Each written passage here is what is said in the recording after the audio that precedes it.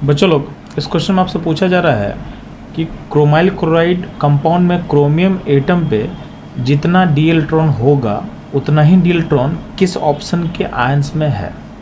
तो ध्यान देना, जो क्रोमाइल क्लोराइड है इस कंपाउंड का फॉर्मूला होता है CrO2Cl2।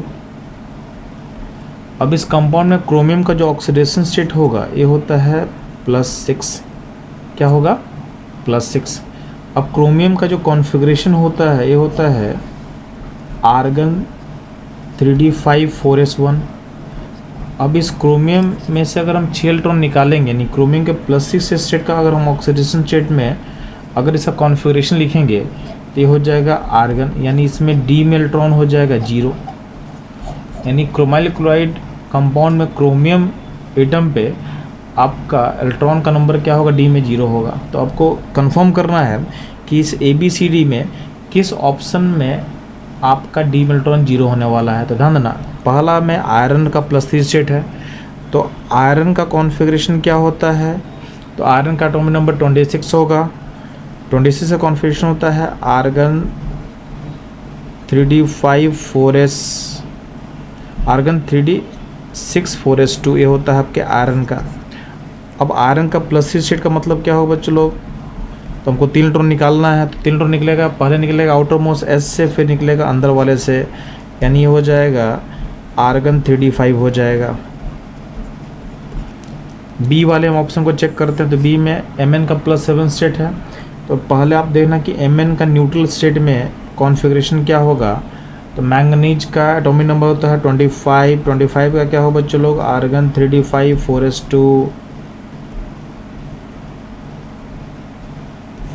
अब Mn का +7 का मतलब हमको 7 इलेक्ट्रॉन निकालना है, तो S से 2 इलेक्ट्रॉन निकलेगा, D से 5 इलेक्ट्रॉन निकल चुका होगा, तो अल्टीमेटली पूरा का पूरा खाली हो जाएगा।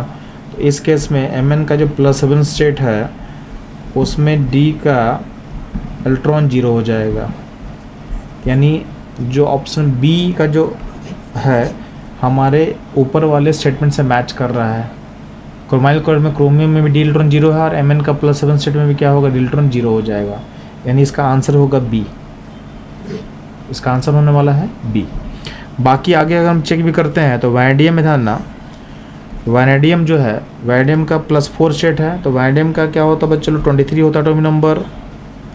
इसका कॉन्फ़िगरेशन लिखो तो क्या होगा? Argon 3d3 and 4s2। तो +3 स्टेट में क्या होगा? तो +3 स्टेट में आप इलेक्ट्रॉन निकालते हो तो आर्गन हो जाएगा 3d1 हो जाएगा, तो डी में यहाँ पे 1 इलेक्ट्रॉन है बच जाएगा। सेम टाइटेनियम का हम बात करते हैं तो इसमें भी क्या होगा? +3 स्टेट में क्या होगा? आपका आउटर मोस्ट से आप 3 इलेक्ट्रॉन निकाले, तो इस केस में 3d2 and 4s2 होता है टाइटेनियम का कॉन्फ़िगरेशन। इसके +3 स्टेट में आप जब 3 इलेक्ट्रॉन निकालोगे तो क्या होगा? आर्गन 3d1 होगा, तो इसमें भी डी में 1 इलेक्ट्रॉन बच जाएगा। तो अपना आंसर क्या होगा? बी, जो ऑलरेडी हम लोग पहले से बता चुके हैं। अच्छा, इस क्वेश्चन को अगर हमको और फास्ट करना है तो उसका भी उपाय है। आपको पता था कि क्रोमाइल क्लोराइड में क्रोमियम का ऑक्सीडेशन स्टेट +6 है, मतलब उसमें 6 इलेक्ट्रॉन निकालना है।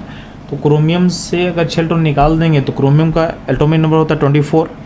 24 से अगर 6 माइनस करोगे तो क्या बचेगा? 18। तो आप ये भी चेक कर सकते थे किसमें 18 मैच करेगा, वो भी आप आंसर हो सकता था।